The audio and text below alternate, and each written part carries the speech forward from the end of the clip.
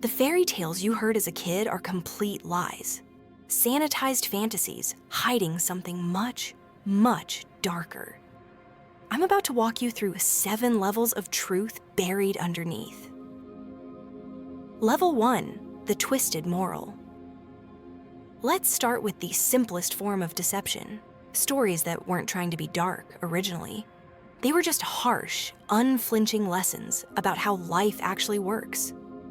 What we know today comes from hundreds of years of dilution, turning bitter medicine into something that goes down easy, almost tastes like candy.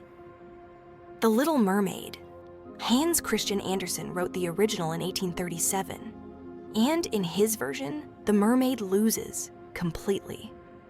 Every step she takes feels like walking on knives. She watches the prince marry someone else. Someone gives her a dagger. Kill him, save yourself. She can't go through with it. So she dissolves into sea foam. Disney gave us a triumphant love story where the girl gets her prince. Andersen wrote a tragedy about loving someone who'll never love you back, giving up everything for nothing except maybe an immortal soul. That's one hell of a consolation prize. Pinocchio. Pinocchio wasn't originally about a puppet's wholesome journey to becoming a real boy. Here's something wild. Pinocchio was originally supposed to die. Public execution style. Carlo Collodi serialized this story in 1881, and his Pinocchio wasn't some charming little scamp. He was an absolute nightmare child, lying, stealing, zero remorse. The fox and cat eventually hang him from a tree and leave him there to suffocate. That was the ending Collodi wanted. A final, brutal warning to every disobedient kid reading. Apparently, Victorian-era parents weren't quite ready for a story that ends with the hero being lynched. Who knew? Losing the moral is one thing, but what about the stories that were never meant for children at all? Level 2, the hidden warning. We're escalating now to tales that disguised real-world social commentary as fantasy. Witches and giants became convenient covers for dangerous political ideas. These stories weren't for the nursery. They were coded messages smuggled into the public square, sharp blades hidden in plain sight. Jack and the Beanstalk. Look past the adventure story about a brave boy for a second. What you're really watching is class warfare propaganda. Think about it. Jack represents the desperate, starving peasants class. The giant is the aristocracy, wealthy, out of touch, living in luxury while people below him suffer. And Jack doesn't just outsmart this guy, he systematically robs him blind, steals his wealth, steals his golden goose, literally his means of production. Then he kills him. No punishment, no moral reckoning. He just gets away with it. This whole thing reads like a revolutionary pamphlet that someone disguised as a fairy tale. A complete peasant power fantasy. Overthrow the rich, take what's theirs, face zero consequences. That's the actual message. We just got distracted by the fee-fee-fo-fum and the magic beans. Hansel and Gretel. Parents abandoning kids in the forest sounds like pure fantasy, right? Except historians believe this story preserves collective memory of an actual disaster. The Great Famine of 1315 to 1317. We're talking continent-wide starvation so severe it triggered mass child abandonment. Historical records document cannibalism during this period. Actual cannibalism. Sure, we remember the candy house and the Wicked Witch, pure fantasy villains. But the real horror story underneath was ordinary parents, desperate and starving, forced into an unspeakable choice. The witch is almost a mercy.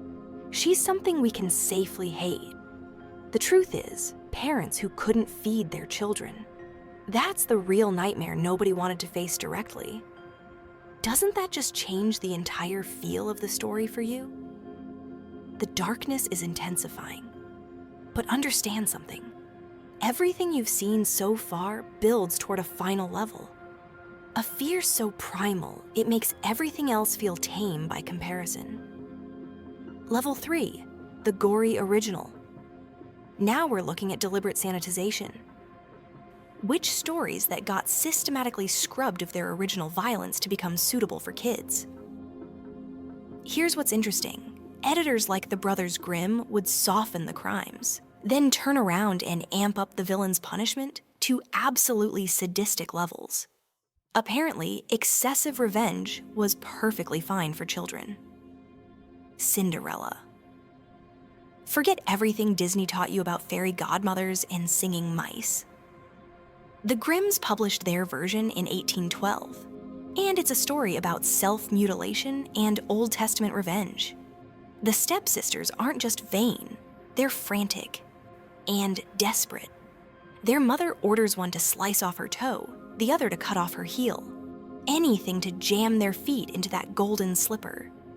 The prince only realizes something's wrong when birds literally point out the blood pouring from the shoe. And their punishment for this deception. At Cinderella's wedding, those helpful little birds fly down and peck both eyeballs out of each stepsister's head. They're left as blind beggars for life. And if you think that's the darkest version, well, there's an older one from 1634 called The Cat Cinderella. In that telling, the heroine isn't some passive victim waiting for rescue. She's a killer. She murders her first evil stepmother by slamming a heavy chest lid down on the woman's throat and crushing it. We have a lot more dark stories waiting in the chest, so make sure you are subscribed. Snow White. The evil queen doesn't fall off a cliff in the original. She gets a public execution by torture. After everything gets revealed, she receives an invitation to Snow White's wedding. Seems generous, right? Except when she arrives, they force her to put on iron shoes that have been heated in a fire until they're glowing red. Then they make her dance. She screams and dances and screams and dances until she finally drops dead in front of all the wedding guests watching. Brutal doesn't even begin to cover it. But here's the most disturbing edit. In the very first edition the Grimms published in 1812, the villain wasn't a stepmother. It was Snow White's biological mother. Her actual mother wanted her dead because of jealousy. Can you believe it? That truth was so horrifying, so taboo, that the Grimms themselves censored it in later printings to make the story easier to swallow. You can edit out violence, you can soften the gore. But you can't edit out a story's soul, especially when that soul comes from a world far older and stranger than our own. Level 4, the lost religion. We're going deeper now, past editorial changes and into the murky origins of belief itself. These tales are fossils. They're fragments of pre-Christian religions, ancient rituals, pagan beliefs that got repackaged with a Christian veneer to survive into a new era. What you're hearing are echoes from a time when people worshipped different gods, followed different rules, and treated magic as genuinely real and genuinely dangerous. Sleeping Beauty. Everyone knows Sleeping Beauty. True love's kiss breaks the spell. Princess wakes up, happily ever after. But track this story back to its 17th century ancestor, Giambattista Basile's sun, moon, and Talia, and you find something much more primal and deeply disturbing. In Basile's version, there's no kiss. A king discovers Princess Talia in her death-like sleep. He can't wake her up. So he violates her and leaves. She gives birth to twins, a boy and a girl she'll later name Sun and Moon, while still completely unconscious. She only wakes up when one of the babies, searching for milk, accidentally sucks the cursed flax splinter out of her finger. She wakes up to discover she's a mother and has no idea how it happened. This version isn't about true love awakening anyone. It's about sexual violence and the brutal, unstoppable continuation of life, even in the face of violation. That's a primal theme, not a romantic one. Rumpelstiltskin. The entire plot hinges on something most people today have completely forgotten: the magical power of a true name. This was fundamental to ancient belief systems: Egyptian sorcery, Norse mythology, folklore across Europe. Knowing a supernatural being's real, secret name gave you absolute control over them. Think of it as a metaphysical password, the ultimate failsafe against magical entities. So when the queen finally learns Rumpelstiltskin's name, she's not making a lucky guess to escape a bad contract. She's deploying an ancient weapon against a powerful, otherworldly being. And Rumpelstiltskin's reaction was stomping so hard his foot went through the floor, then grabbing his other leg and literally tearing himself in half. That's not a tantrum. That's the violent, magical destruction of his entire existence. His power depended on his name staying secret. Once it's spoken aloud, he shatters. Stories hide old beliefs, old gods, old magic. But what happens when the thing hidden underneath isn't mythological at all? What about when it's a real human monster? Level 5, the true crime. The monsters become real here. These stories aren't just inspired by history. They're coded accounts of actual atrocities committed by actual people. The fairy tale becomes a thin shell, and when you crack it open, there's a true crime case inside. Fantasy becomes code, a way to discuss real nightmares that were too horrific to address directly. Bluebeard? The tale of a wealthy, charming nobleman who secretly murders his wives in a hidden chamber? Historians widely believe this is based on a real person, Gilles de Rais, a 15th century French nobleman. And de Rais wasn't some shadowy villain. He was a celebrated hero, decorated military commander, Marshal of France. He fought alongside Joan of Arc. He belonged to the highest levels of society. Then he retired from military service, and rumors started spreading about children disappearing near his estates. Dark rumors. Eventually, authorities arrested him, put him on trial, and executed him in 1440. The charges were abduction, torture, assault, and murder of children. Lots of children. Some historical estimates put his victim count over 140. The fairy tale swaps children for wives, making the story slightly less monstrous, slightly more palatable. But it preserves the core truth. The monster in the castle wasn't fictional. He was a real, celebrated war hero who turned out to be one of history's most prolific serial killers. That's what was hiding under the fantasy. The Pied Piper of Hamelin. Most people think this is a story about a magical piper who cleared a town of rats. Fun detail, except historical analysis reveals something disturbing. The rats were added hundreds of years after the original event. Someone tacked them on later to make the story feel more like proper folklore. The actual historical core is much darker. On June 26, 1284, 130 children vanished from Hamelin, Germany. This isn't legend, it's documented fact. Town records from the period reference this event. A stained glass window in the town's church, created around 1300, showed a piper in colorful clothes leading children away. The window is gone now, but descriptions survived. Theories about what actually happened range from plague that specifically killed the young, to the children being recruited or sold for the Children's Crusade. Nobody knows for certain, but the historical record is unambiguous. The children of Hamelin followed a mysterious piper out of town and never came back. Ever wondered what other secrets they decided to hide from us? Fairy tales that document real crimes are terrifying. But what about fairy tales deliberately crafted as weapons?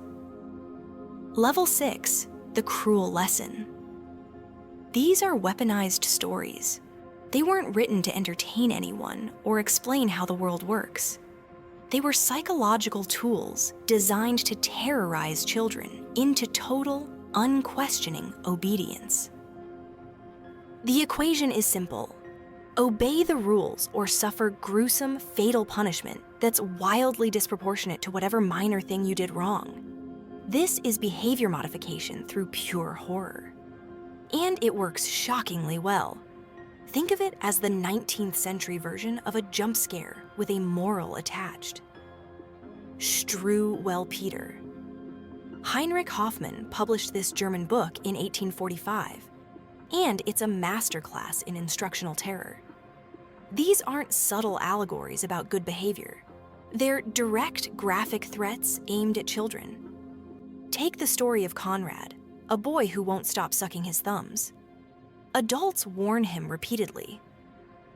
He ignores them. So the great tall tailor shows up with enormous scissors and cuts both thumbs clean off. The illustration doesn't hold back. You see blood pouring from his hands. Another story. The dreadful story of Pauline and the matches. Little girl plays with matches despite warnings from her 2 cats. She catches fire and burns to death. The story ends with nothing left except a pile of ashes and her 2 red shoes. Her cats sit beside the ashes, crying. There's zero subtext here. The message is explicit. This exact thing will happen to you if you disobey. That's the entire point. The Robber Bridegroom. The Brothers Grimm collected this tale, and it starts as a simple warning about not trusting charming strangers. Then it escalates into survival horror, designed to create genuine terror. A miller's daughter gets betrothed to a wealthy, handsome man she's never met. She visits his house in the woods.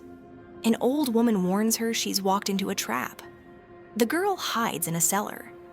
From her hiding spot, she watches in complete silence as her betrothed and his gang of cannibalistic robbers drag another young woman inside.